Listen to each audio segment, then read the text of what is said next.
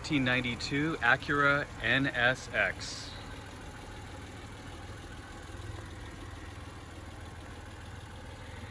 This is Formula Red with black leather interior. I've had the car for, it'll be 9 years this coming December. This car was a long-time dream of mine. I'd wanted to own it since I was a kid, and I achieved that goal just a couple weeks prior to my 30th birthday.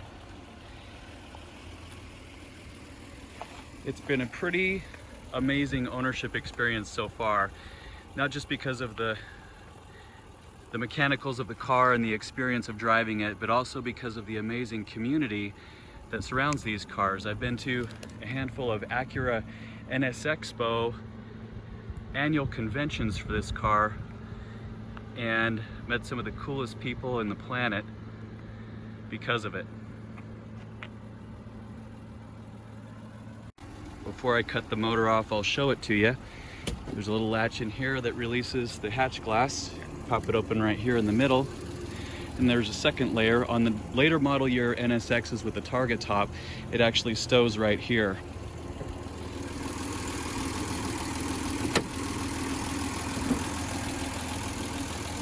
So this is a 3-liter V6 with 270 horsepower. Later on in the NSX first gen's lifespan, they bumped up the horsepower by 20 and a little bit larger displacement. It was a 3.2 liter. Honestly, this is more than enough power for this car. It's an aluminum build, of course, so very lightweight and nimble. This car is a lot better suited to carving a canyon than it is to taking a straight up drag race. My NSX is completely stock. That shouldn't come as a surprise to any of you. All of my maintenance is primarily done at Science of Speed. It's an import S2000 NSX specialty shop in Chandler, Arizona. They do a really good job. Now on the interior, there's been a little bit of cosmetic enhancements just in terms of the seats.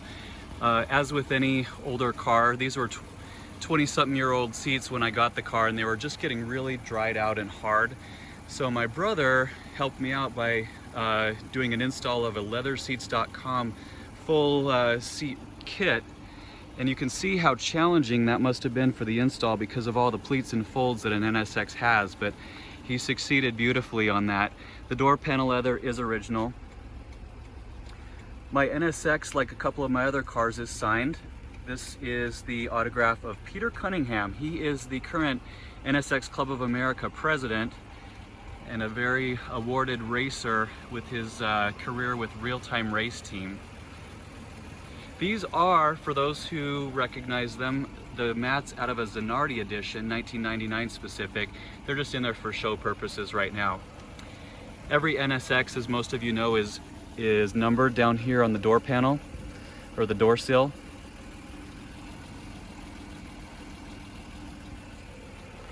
And there's also an NSX dual overhead cam emblem here in the center console armrest. The cockpit of the NSX is very driver focused. You've got two huge pods here on either side of the steering wheel that control your hazard lights, your cruise control, and your defog. Gauge cluster is typical Honda, ergonomically sensible fashion.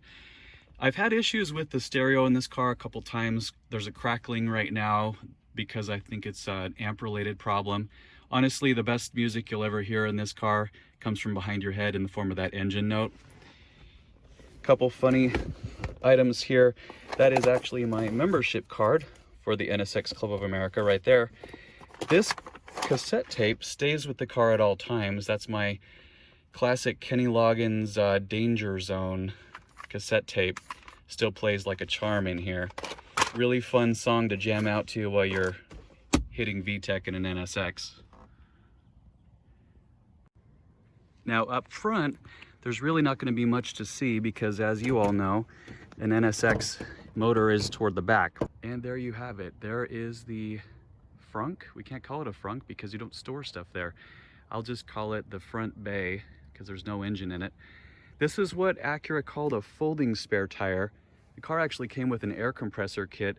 I'll show you that in a little bit in the back, that inflates.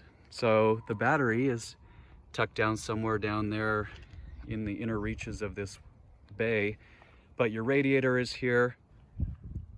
Some of the canisters for the fluids and things. And while we're at it, let me show you what's going on back here. So there's a surprising amount of storage space in these cars.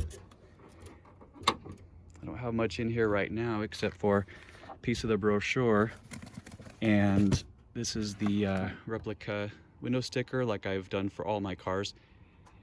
65,600 including destination and handling. I do believe these cars in the later run of the first generation crept up pushing 90,000 or so, and the marketplace still treats them very well in terms of resale value. There's my maintenance book. Nothing new to see there. You've all encountered that type of record keeping in all my cars. This one though, pretty cool. I actually do have a record all the way back to its first oil change right there. You can see mileage, 3,489. This was a San Jose, California car, same as my Legend Coupe. It just seems to be a really good area to buy cars from based upon how clean they are and I guess the temperate environment.